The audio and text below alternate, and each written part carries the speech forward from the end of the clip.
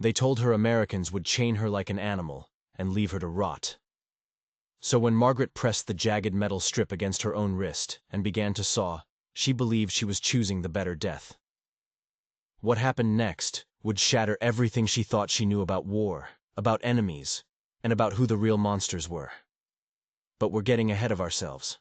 Let's go back to the beginning, to May 1945, when the world was ending, and a group of young German women made a choice that would nearly kill them. This is their story. And if it doesn't make you question everything you believe about good and evil, nothing will. The spring of 1945 came to Germany like a freight train made of fire. Cities burned, roads crumbled. The 1,000-year Reich that Hitler promised, it was choking on its own ashes after just 12 years. And caught in the middle of this apocalypse were the Helferinnen, the women's auxiliaries of the Wehrmacht. They'd served as radio operators, nurses, secretaries. They'd worn their gray-green uniforms with pride, believing they were part of something greater than themselves. Now, they were just prey. Margaret was 22 when the Americans found her. For 3 years, she'd operated communications equipment for a Luftwaffe unit near Munich, her fingers dancing across telegraph keys, transmitting orders that sent planes into the sky. Those same fingers now trembled as she stood in a line of prisoners outside what used to be an elementary school somewhere in Bavaria. The exact location didn't matter anymore. Every town looked the same. Rubble, smoke, and the hollow eyes of people who'd lost everything. Beside her stood Ilse, 19, a typist who hadn't stopped shaking since their unit surrendered 2 days earlier. Behind them, 11 other women, all young, all terrified, all wearing tattered uniforms that now felt like targets painted on their backs. But here's what none of them expected: the smell. It wasn't death. It wasn't decay. It was coffee. Real coffee. The aroma drifted from inside the building, rich and dark, and impossibly American. In Germany, they hadn't had real coffee for years, just bitter substitutes made from acorns and barley. Margaret's stomach clenched with a hunger she'd almost forgotten. And that's when the first seeds of confusion began to sprout. Why would the enemy waste real coffee on a prison camp? The guards who processed them were young, many no older than the prisoners themselves. Their uniforms were impossibly clean. Their boots weren't cracked. They moved with casual efficiency that seemed almost lazy to women trained under rigid German military discipline. One of them, a sergeant with red hair and a round face, glanced at the line of women and said something in English to his companion. Both men laughed. Ilse's fingernails dug into Margaret's arm. "They're laughing at us," she whispered in German. "They're deciding what to do with us." Margaret said nothing. She'd heard the stories. Everyone had heard the stories. Americans were brutal. Americans were savages. Americans showed no mercy to those who'd served the Reich. Tales of prisoners shot in ditches, women violated and discarded. Systematic cruelty designed to punish an entire nation. She waited for the brutality to begin. But here's the twist. It didn't come. Instead, the red-haired sergeant walked down the line, examining each prisoner. When he reached the women, he paused. His eyes moved over their torn uniforms, their dirty faces, their trembling hands. He said something in English, his voice softer than before. Another soldier brought a clipboard and began taking names. The process was orderly, almost bureaucratic. Each woman gave her name, her unit, her function. Each answer was recorded carefully. No shouts, no blows, no threats, just questions and answers and the scratching of pen on paper. Margaret found this more frightening than violence would have been. At least violence she could understand. This calm efficiency suggested planning, organization, a system. And she'd learned under the Reich that systems could be far more terrible than chaos. What were they planning? After processing, the women were led through a corridor still decorated with faded children's drawings. Pictures of houses and families and smiling sons. Margaret stared at them as she walked, something twisting in her chest. Had the children who drew these survived, or were they now among the countless refugees wandering Europe's roads, homeless and hungry? The corridor ended at a heavy wooden door. A guard gestured for them to enter. The room beyond had once been a gymnasium. Basketball hoops still hung from the walls, nets long gone. The floor was covered with cots, perhaps 30 of them, arranged in neat rows. The windows were covered with heavy paper, blocking most of the light. The air was stale but not foul. It smelled of disinfectant and, strangely, of soap. "This is where you will stay," the guard said in halting German. "Food will come. Sleep now." Then he closed the door. The lock turned, and 13 women stood in silence, surrounded by the ghosts of a world that had ceased to exist. Ilsa began to cry. The sound was soft at first, barely more than a whimper, but it grew until her whole body shook with sobs. Margaret put an arm around her, though she had no words of comfort. What could she say? That everything would be fine? That the Americans would treat them fairly? She didn't believe it herself, because they all knew what came next. No one spoke the word aloud, but it hung in the air, heavy as the locked door. They'd all heard stories from the Eastern Front, stories of what happened to women in the hands of conquering armies. And in their hearts, each of them began to calculate what they might do to escape before the worst could happen. But what they didn't know, what they couldn't know, was that their fear would nearly kill them in ways the Americans never would. The first night passed in fitful silence. The women lay on their cots, staring at the darkened ceiling, listening to every sound beyond the locked door. Footsteps in the corridor, voices speaking English, incomprehensible but casual, even jovial. No screams, no sounds of struggle, just ordinary noises of people going about their business. The ordinariness made it worse. Margaret couldn't shake the feeling that this calm was the prelude to something terrible. The Reich had been efficient too. The Reich had been orderly. And beneath that order, horrors had flourished. On the second day, new prisoners arrived. Among them, a group of former SS officers, held in a separate part of the building. The women heard them being brought in, heard American guards shouting orders with a harshness they hadn't used with the women. One SS officer shouted something back, and there was a scuffle, then silence. Later that day, a female guard came to check on them. She was older than the male soldiers, perhaps 40, with graying hair pulled back in a severe bun. Her German was better.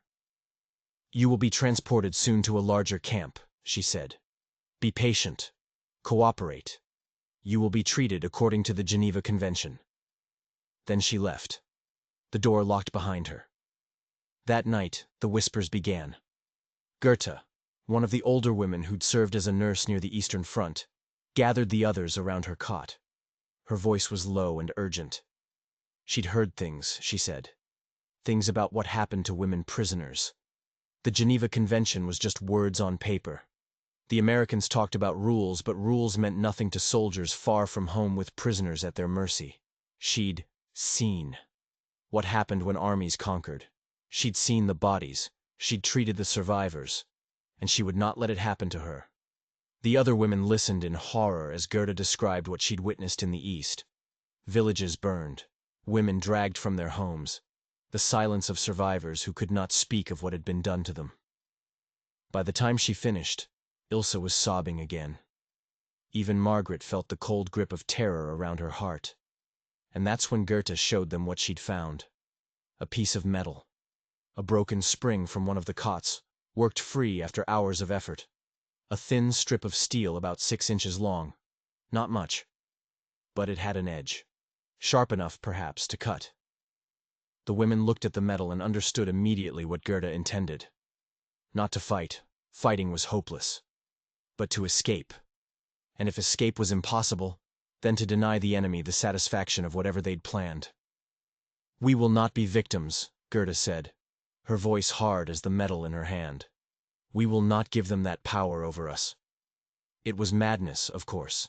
Escape from a guarded building in the heart of American-occupied territory, with no papers, no food, no idea where to go. But madness seemed preferable to waiting passively for whatever was coming. Here's what you need to understand. Some of the women had been restrained with makeshift shackles, leather straps reinforced with thin metal bands connecting wrists to ankles. The Americans used them on women considered flight risks, anyone who'd served in communications or intelligence. Margaret was among the shackled. So was Ilsa. So were 4 others. The shackles weren't heavy, but they were effective. They allowed limited movement, but made running impossible. And they couldn't be removed without a key. Unless, Gerda reasoned, they could be cut through. The metal strip was passed from hand to hand. Each shackled woman took turns sawing at the straps that bound her. The work was slow, painful. The strip wasn't truly sharp enough to cut through leather efficiently. Instead, it scraped and tore. And as often as not, it slipped and cut the flesh beneath. Margaret worked at her shackles for what felt like hours. The thin metal band bit into her skin each time the strip slipped. Blood began to flow, warm and sticky, soaking into the leather and making her grip slippery. She gritted her teeth and continued. Beside her, Ilsa whimpered with each stroke but didn't stop. Around the room, other women worked in silence, faces set with desperate determination. The smell of blood began to fill the air, copper sharp and nauseating. But no one stopped. No one suggested giving up. The fear that drove them was stronger than pain, stronger than exhaustion, stronger than the growing weakness as blood seeped from their torn wrists. By the third day, 3 women had managed to cut through their shackles. Their wrists were raw and bleeding, skin torn away in ragged strips. But they were free. The others continued working, even as their wounds began to show signs of infection. The edges of the cuts turned red, swollen.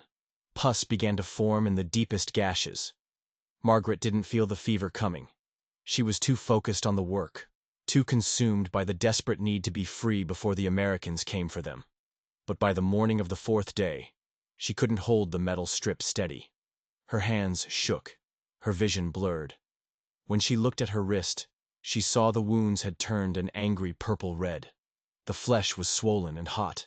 Red lines were beginning to creep up her forearms, the unmistakable sign of infection spreading through her bloodstream. She knew what those lines meant. She'd seen wounded soldiers die of blood poisoning, their bodies consumed by fever as infection raged through their systems. Without treatment, she'd be dead within days. But she continued sawing. Better to die trying to escape than to survive for whatever the Americans had planned. And then, here's the moment that changed everything. It was the smell that finally alerted the guards. The scent of infected wounds is distinctive, sweet and rotten. Impossible to mistake. The female guard, the one with gray hair, came to check on the women that afternoon. She opened the door, took one breath, and her face went pale. She shouted something in English, her voice sharp with alarm. Within minutes, the room was full of soldiers. But here's what Margaret didn't expect. What none of them expected. The soldiers didn't come with weapons drawn. They came with medical kits. Margaret watched through fever-blurred eyes as American medics knelt beside her cot. She felt hands on her arms, gentle despite their urgency. She heard voices speaking English, their tones worried rather than cruel. She tried to pull away, tried to fight, but she was too weak. The fever had stolen her strength. She could only lie there as the enemy began to treat her wounds. The medic who treated Margaret was young, perhaps 23, with sandy hair and freckles scattered across his nose. His name, she would learn later, was Private First Class Thomas Riley, from a small town in Ohio. He'd worked in field hospitals across France and Belgium.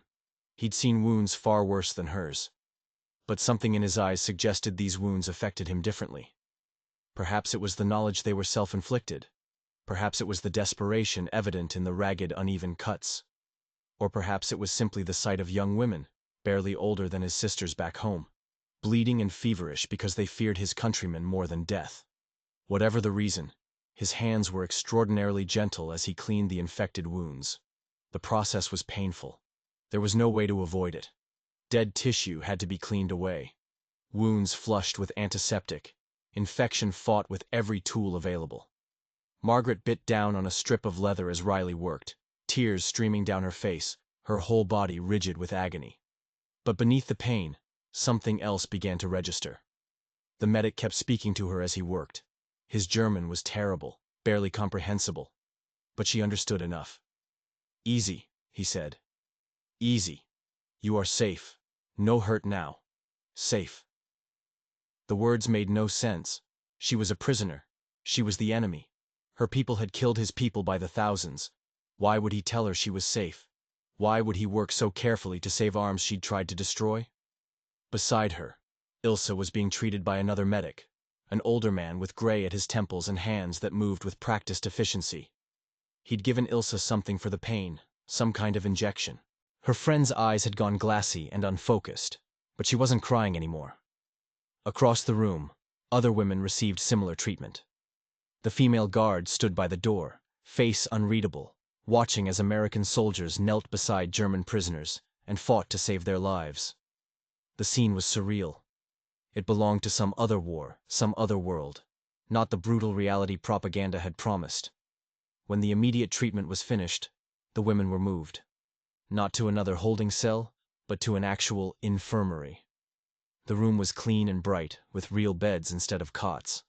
White sheets that smelled of soap and starch. There were windows here, actual windows with glass intact, and through them Margaret could see the afternoon sun slanting across a courtyard. A doctor came, an older man with silver spectacles and a manner that reminded her of the family physician who'd treated her as a child. He examined each woman in turn, checking wounds, temperatures, vital signs. He spoke in German, fluent and precise, with an accent suggesting Vienna or perhaps Munich. "Are you comfortable?" he asked Margaret, his voice professionally detached but not unkind. "Is there anything you need?" She stared at him, unable to answer. The question was so unexpected, so completely at odds with everything she'd believed, that she couldn't form words. Was she comfortable? She was a prisoner with infected wounds in an enemy hospital. Comfort seemed like a concept from another life entirely. But here's where the story takes another turn. The antibiotics began to work within hours. Penicillin, they called it. A wonder drug that could fight infections that would have been death sentences just a few years earlier. Margaret had heard of it vaguely. Rumors of Allied medicine that seemed almost magical compared to what German hospitals had in the final war years. Now she felt it working in her body. Felt the fever receding. Felt the angry heat in her arms beginning to cool. By the second day in the infirmary, she could sit up without assistance. By the third day, she could walk to the window and look out at the courtyard below. American soldiers moved through the space, going about their daily business. None of them looked up at her. None of them seemed to care that a German prisoner was watching from the hospital window. She wasn't interesting enough to hate. She was simply another patient to be healed and processed and sent on to wherever prisoners went. And the food, God, the food. It came 3 times a day, brought by orderlies who smiled awkwardly and tried to communicate through gestures when language failed. Real meat, real bread, white and soft, without the sawdust and barley that had stretched German flour to its limits. Vegetables that weren't wilted or rotten. Milk, actual milk, cold and fresh, in quantities that seemed almost wasteful. Margaret ate slowly at first, her shrunken stomach protesting the abundance. But soon she was finishing every bite, scraping her plate clean, feeling her strength return with each meal. The contradiction tore at her. Her family in Munich was starving. Her mother's last letter, received months ago, had described a diet of potato peels and dandelion greens. And here she was, eating better than she had in years, fed by the very people she'd been taught to hate. On the 4th day, the young medic, Riley, came to check on her wounds. He unwrapped the bandages carefully, examined the healing tissue, and nodded with satisfaction. "Good," he said in his broken German. "Healing good. No more infection." He applied fresh bandages with the same gentle precision he'd shown during the initial treatment. When he finished, he stood awkwardly for a moment, as if wanting to say something but not knowing how. Then he reached into his pocket and produced a chocolate bar. Hershey, the wrapper read. A name that meant nothing to Margaret. He held it out to her, not quite meeting her eyes. "For you," he said. "Medicine of America." It was a joke, she realized. A small, awkward attempt at humor across the gulf of language and enmity. She took the chocolate and looked at it for a long moment. Then she looked up at the young American soldier who had saved her arm and possibly her life. "Thank you," she said in German. He seemed to understand. He nodded once and left the room. That night, Margaret lay awake for hours, the chocolate bar unopened on her bedside table. She thought about the Reich and everything it had promised. Victory. Glory. A 1,000-year empire built on the ashes of lesser nations. She thought about the propaganda films she'd watched, the posters she'd walked past every day, the speeches that had thundered from radios and filled stadiums with fervent crowds. The Americans were beasts, the propaganda had said. They were mongrels and degenerates, incapable of true civilization, driven by greed and cruelty. They would show no mercy to the German people. They would rape and pillage and destroy. But the Americans had not raped her. They had not beaten her. They had found her bleeding and feverish from self-inflicted wounds. And instead of laughing or leaving her to die, they had saved her life. The enemy had given her chocolate and called it medicine. The contradiction was unbearable. It made everything she'd believed feel like a lie. But the biggest shock was still to come. When the women were well enough to move, they were transferred to the main processing area. More paperwork, more questions, more waiting in lines while American clerks typed information onto cards and filed them in metal cabinets. But it also meant something else, something that would become one of the most vivid memories of their captivity. It meant the showers. The delousing station was housed in what had once been the school's boiler room. The women were led there in a group, wounds healing but still bandaged, bodies weak from fever and blood loss. When they reached the entrance, they stopped. Steam rose from beyond the doorway. The sound of running water echoed off tile walls. The women looked at each other with expressions of barely controlled terror. They all knew what showers could mean. The rumors had spread through Germany in the final war years. Whispered stories about camps in the East where showers weren't showers at all, where people went in and never came out, where the water wasn't water. These women hadn't participated in those horrors, hadn't known the full extent of what their nation had done. But they'd heard enough to fear any room full of steam and the promise of cleansing. Margaret felt Ilse's hand grip hers with desperate strength. Goethe, the nurse who'd started them on their path of self-destruction, stood rigid as stone, face pale beneath the lingering traces of fever. None of them moved forward. None of them could. The female guard, Sergeant Morrison they'd learned her name was, seemed to understand their fear. She stepped forward and spoke in her accented German, voice unexpectedly soft. "This is only washing," she said. "Only to be clean. No harm, I promise you. Only water and soap." The women didn't move. Promises meant nothing. The Reich had made promises too. Sergeant Morrison sighed. Then she did something that surprised them all. She unbuttoned her own uniform jacket and handed it to another guard. Then she walked into the shower room herself. Through the steam, the women could see her step under one of the shower heads. Water poured down over her head, soaking her hair and her uniform shirt. She turned and looked back at them. "See?" she called out. "Only water. Only clean. Come now." Slowly, hesitantly, the women entered the shower room. They were given rough towels and bars of soap. Real soap. White and thick and smelling faintly of flowers. The scent alone was almost overwhelming. German soap in the final war years had been made of synthetic compounds that barely lathered and left skin feeling raw. This American soap was rich and creamy, producing mountains of lather that washed away months of grime in seconds. The water was hot. Genuinely hot. Not the lukewarm trickle that had been the best they could expect in bombed-out German facilities. It pounded down on their shoulders and backs with a pressure that felt almost like massage. Steam filled the room, and in that steam, the women began to weep. Margaret stood under the water for a long time, letting it run over her body, watching the dirt and blood and fear swirl down the drain at her feet. She scrubbed her skin with the soap until it was pink and tender, until she felt cleaner than she had in years. The bandages on her wrists were waterproof. The medics had made sure of that, but she was careful with them anyway. Those wounds would leave scars. She knew that now. Scars that would remind her forever of the moment when fear had driven her to tear at her own flesh. But standing in that shower, with hot water and real soap and the knowledge that no gas would come pouring through the vents, she felt something else beneath the shame.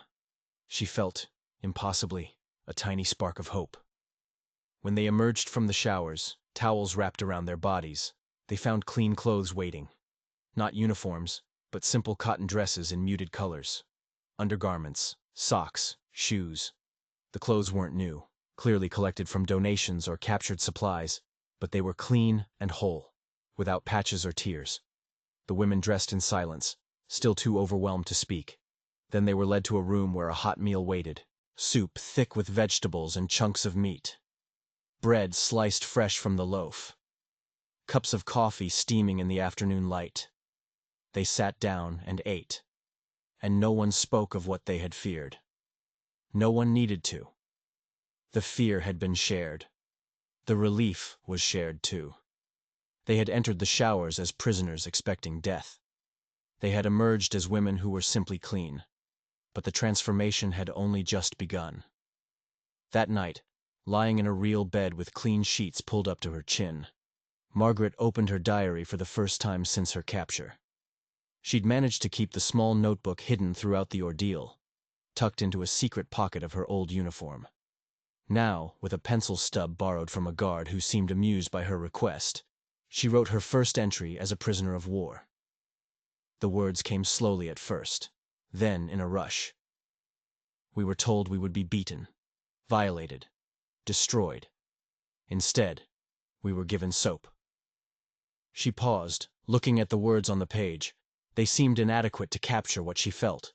The world she had known, the world of enemies and allies, of right and wrong, of German virtue and American vice, had crumbled as completely as the buildings of her homeland. In its place was something she didn't yet have words for, something terrifying and hopeful in equal measure. Days became weeks. The women healed, their wounds closing into raised pink scars that would fade with time, but never fully disappear. They were transferred to a larger camp in what had once been an agricultural training center. Long, low buildings surrounded by fields that had gone wild without farmers to tend them. Wire fences enclosed the compound.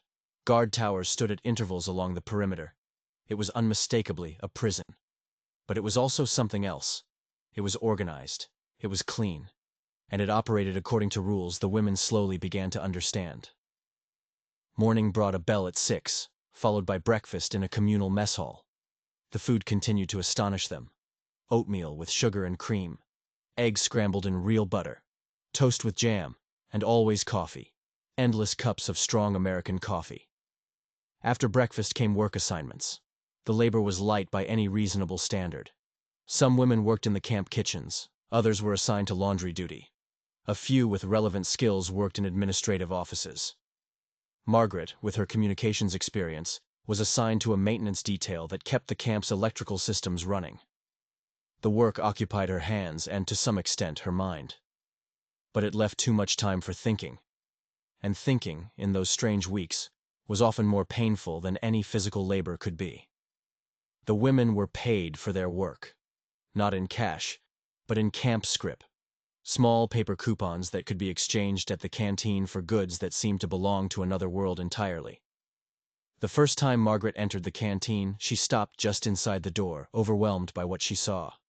The shelves held chocolate bars, dozens of them, in bright wrappers that promised sweetness she'd almost forgotten.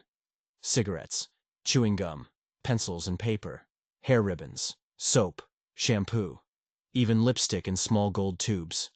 She stood there for long minutes, her handful of scrip clutched in her fingers, unable to choose. Everything was available. Everything was possible. She thought of her mother in Munich, who would consider a single bar of soap a luxury beyond measure, and felt sick with guilt. Letters from home arrived sporadically, filtered through military censors who blocked out words and sometimes entire sentences. Margaret received her first letter from her mother 3 weeks into her captivity. The paper was thin and worn, the handwriting shaky, the message heartbreaking. We live in the cellar now. The house above is mostly gone. We boil nettles for soup when we can find them. Your brother has not been heard from since February. We pray you are alive.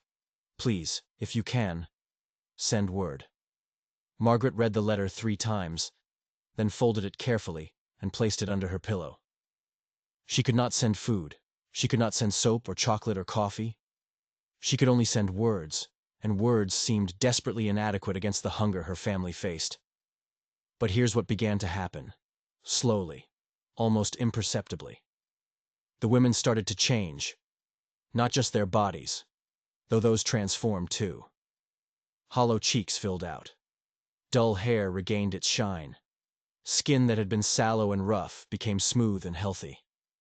They gained weight, sometimes dramatically, as months of deprivation gave way to regular meals of adequate nutrition. Margaret looked at herself in the small mirror of the communal bathroom one morning and barely recognized the face that looked back. She'd been thin before, but not this thin. She'd been young, but the war had aged her beyond her years. Now, slowly, she was becoming someone new. Someone who had enough to eat, someone who was clean, someone whose wounds were healing. The transformation felt like betrayal. Her family starved while she grew healthy in an enemy prison. It was the small moments that affected the women most deeply. The tiny human gestures that propaganda had insisted were impossible between enemies. One afternoon, working in the laundry, Margaret dropped a basket of clean uniforms. Shirts and trousers scattered across the muddy ground.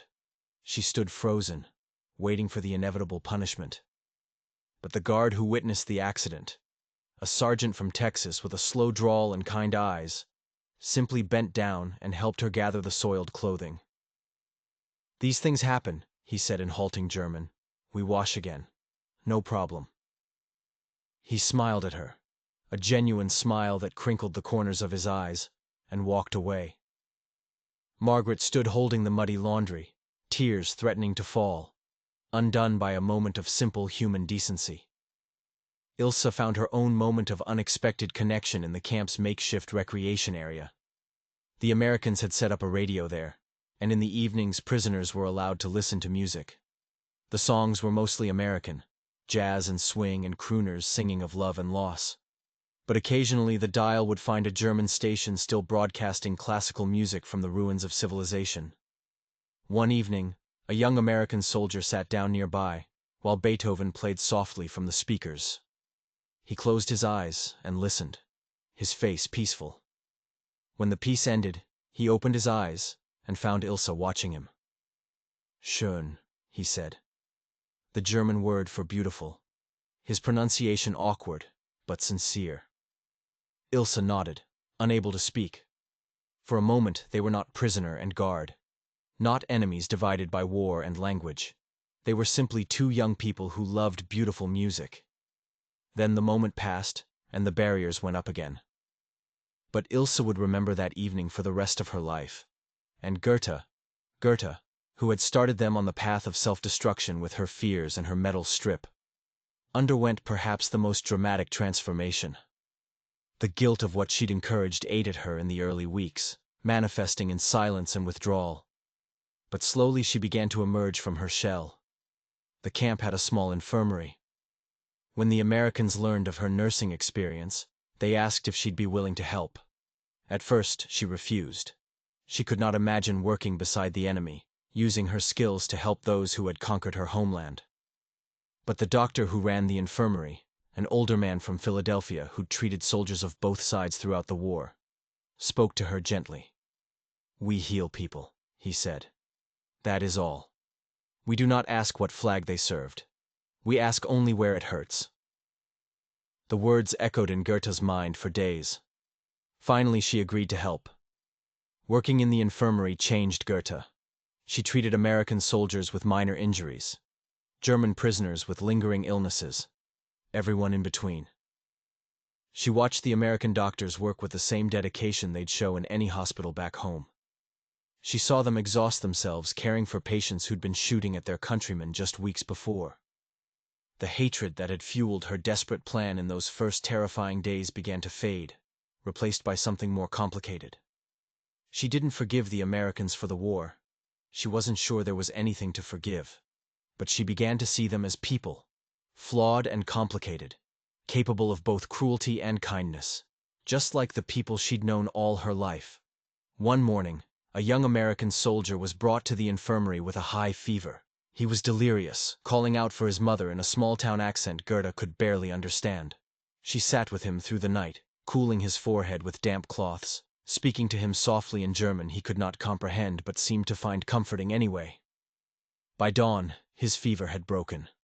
When he woke, clear-eyed and confused, he found a German prisoner sitting beside his bed, watching over him like a guardian angel. He stared at her for a long moment. This woman who should have been his enemy. Then he said in English, she didn't understand but whose meaning was clear. "Thank you." Goethe nodded and left the room. But she carried that moment with her. A small proof that humanity could survive even the devastation of war. And that's when the real transformation began. The one that would change them forever. The transformation happened slowly. So gradually the women barely noticed it until they found themselves thinking thoughts that would have been unimaginable months before. It began with small doubts, tiny cracks in the edifice of belief they'd built over years of indoctrination. The Americans were supposed to be brutal. They were not. The Americans were supposed to be inferior. They seemed healthy, educated, prosperous. The Americans were supposed to hate Germans with a passion born of propaganda. Many of them seemed to feel nothing more than weary indifference. Each day brought new evidence that contradicted what they'd been taught. Each kindness, each moment of unexpected humanity, each abundant meal delivered to prisoners who'd expected starvation. It all chipped away at the foundations of their worldview. The barracks discussions grew more intense as weeks turned to months. At first, the women had spoken in whispers, afraid that expressing doubt might be reported, might lead to punishment. But as they grew more certain the Americans didn't monitor their conversations, the whispers became normal voices. The doubts became debates. Some women clung to their beliefs with desperate intensity. The kindness was a trick, they insisted. Punishment would come eventually. Everything they'd been taught remained true despite the evidence of their eyes. Others had already crossed a threshold from which there was no return. They spoke openly of the Reich's lies, of propaganda that had painted monsters where there were only men, of promises of victory that had led only to ruins. Margaret found herself somewhere in between. She couldn't deny what she'd experienced. The medic who'd saved her life, the soap that had washed away more than dirt, the food that had restored her body, the small moments of humanity that had accumulated into something overwhelming. But she couldn't simply discard everything she'd believed either. Her father had served the Reich. Her brothers had fought for Germany. Her entire life had been shaped by ideas that now seemed false. To reject those ideas meant rejecting her own history, her own family, her own self. The conflict tore at her in the quiet hours of night when sleep wouldn't come, and the only company was the sound of other women breathing in the darkness. The Americans, perhaps intentionally, perhaps not, provided tools for this internal revolution. Films were shown in the camp's recreation hall. American movies with subtitles the women slowly learned to follow. The films depicted a world utterly foreign to their experience. Abundant food, beautiful houses, cars that gleamed on paved roads, families who seemed to want for nothing. The women watched these images of American life with a mixture of disbelief and longing. Could such abundance really exist? Could ordinary people really live in such comfort? The Reich had promised them prosperity through conquest. The Americans seemed to have achieved prosperity through building. The comparison was devastating. Books were available too, for those who could read English or were willing to struggle through with dictionaries. Margaret taught herself English that summer, spending hours with a battered copy of an American novel, laboriously translating each page. The story was simple, a romance set in a small American town. But the world it depicted was revolutionary. The characters had choices. They could move, change jobs, speak their minds without fear. The protagonist, a young woman not much older than Margaret herself, made decisions about her own life with a freedom that seemed almost fantastical. In Germany, under the Reich, such freedom had been unimaginable. The state decided. The party decided. The individual obeyed. But the deepest shift came not from films or books, but from a single conversation. Margaret was working in the maintenance shed one afternoon, when the camp commander stopped by on an inspection tour. He was a colonel, older, with gray hair, and the bearing of a man who'd spent his life in uniform. He paused to watch her work for a moment, then spoke in surprisingly good German. "You were communications," he said. "Wehrmacht auxiliary." She nodded, not trusting her voice. He looked at her for a long moment, expression unreadable. "Why do you think we treat you this way?" he asked. "Why do you think we feed you, and heal you, and give you work, instead of leaving you to rot?" Margaret didn't answer. She didn't know the answer. "Because you are human beings," the colonel said. "Because even enemies are human beings. That is what we believe. That is what we fight for."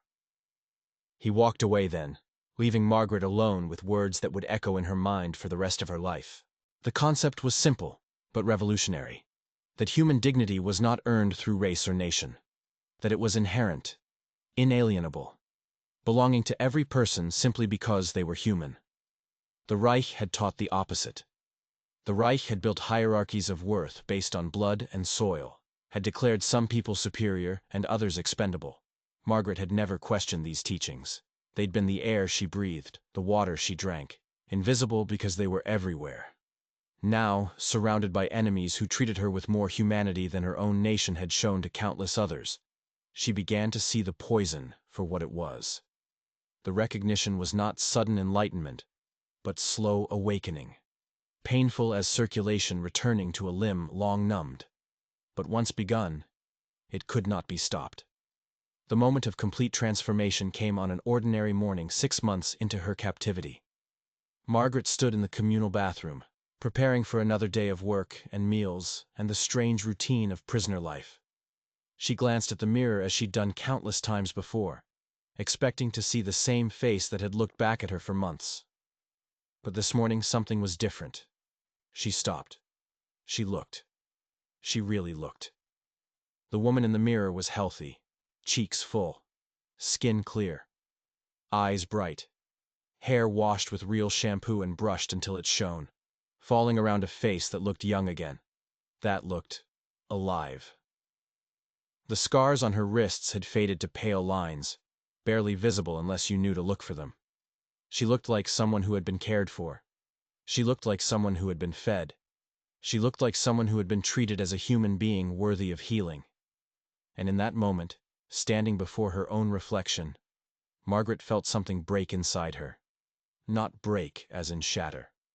Break as in open. Like a seed breaking open to release the plant within. The Reich had promised her greatness through hatred. The Reich had promised her victory through conquest. The Reich had promised her a world where German superiority would shine forth for 1,000 years. Instead, the Reich had given her hollow cheeks and terror and a desperate night of sawing at her own flesh to escape a cruelty that never came. The enemy had given her food and medicine and soap. The enemy had treated her wounds with gentle hands. The enemy had seen her humanity when her own nation had demanded she deny the humanity of others. Tears began to fall. Silent tears that traced paths down her healthy cheeks. She wasn't crying for herself. Not exactly. She was crying for the girl she'd been, the girl who'd believed the lies without question. She was crying for her family, still starving in the ruins of Munich, while she grew strong in an enemy prison. She was crying for all the victims of a regime she'd served without understanding. All the people declared subhuman and treated accordingly. She had not known. She had not wanted to know. But ignorance was not innocence.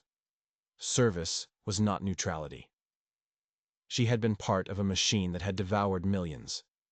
And now that machine lay broken, and she stood in its wreckage, forced to confront what she had been.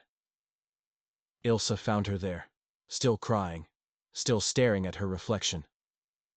Her friend said nothing, simply stood beside her and took her hand.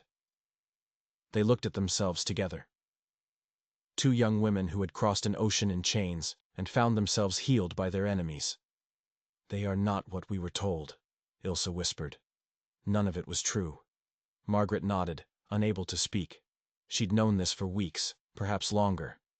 But knowing and accepting were different things. This morning finally she'd accepted it. The world she'd believed in was a lie. The enemies she'd feared were not monsters, and she herself was not the innocent servant she'd imagined herself to be. She was part of a tragedy that would take generations to comprehend. But she was also, impossibly, alive. And perhaps that meant she could still become something different, something better. The announcement came in the spring of 1946, almost a year after the women had first arrived at the American facility. They were to be repatriated, sent home to a Germany that existed now only as an occupied territory, divided into zones controlled by powers that had been enemies mere months before. The news should have been cause for celebration. Instead, it was met with something closer to dread. The women had grown accustomed to captivity, to its routines and certainties, to meals that came 3 times a day and guards who followed rules. Home meant ruins. Home meant hunger. Home meant confronting families who had suffered while they were fed. Home meant building new lives in a country that had lost everything, including its illusions. Margaret packed her few possessions into a bag provided by the camp administrators. A change of clothes, some toiletries, a few books she'd managed to acquire.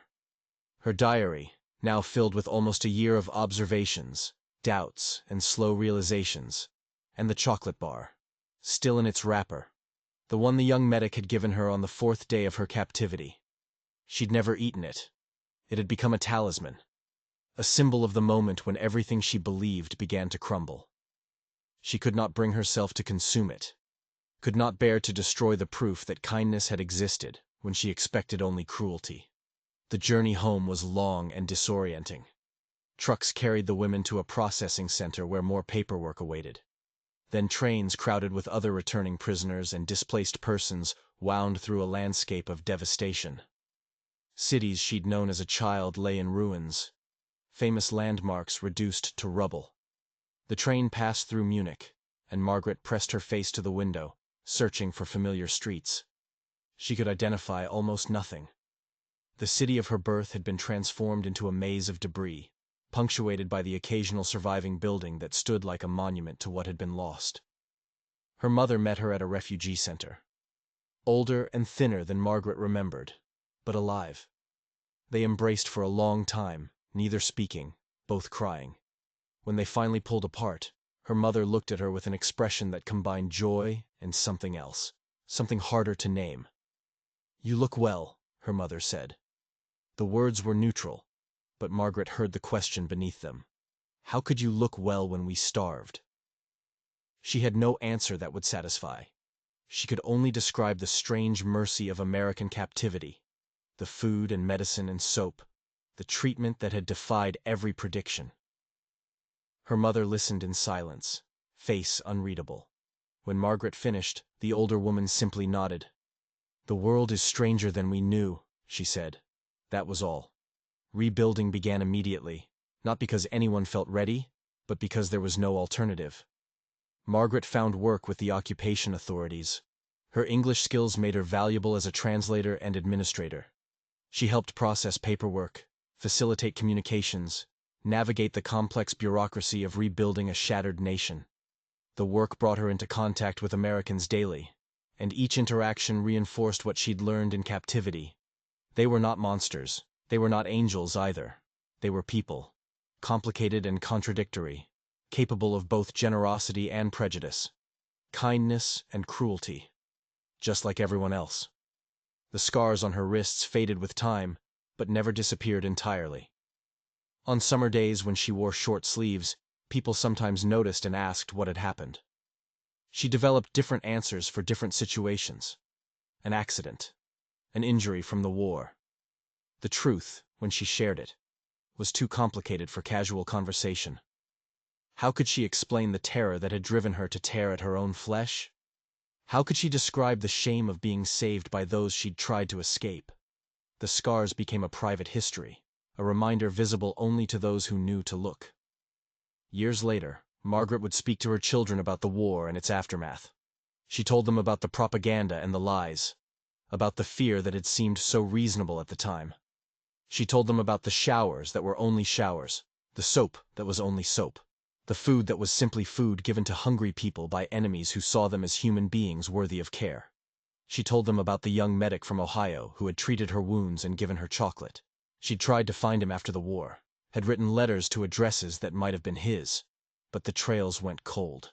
Perhaps he'd forgotten the German girl whose life he'd saved. Perhaps he remembered but had moved on, as all soldiers eventually must. Either way, he had shaped her life more than he could know.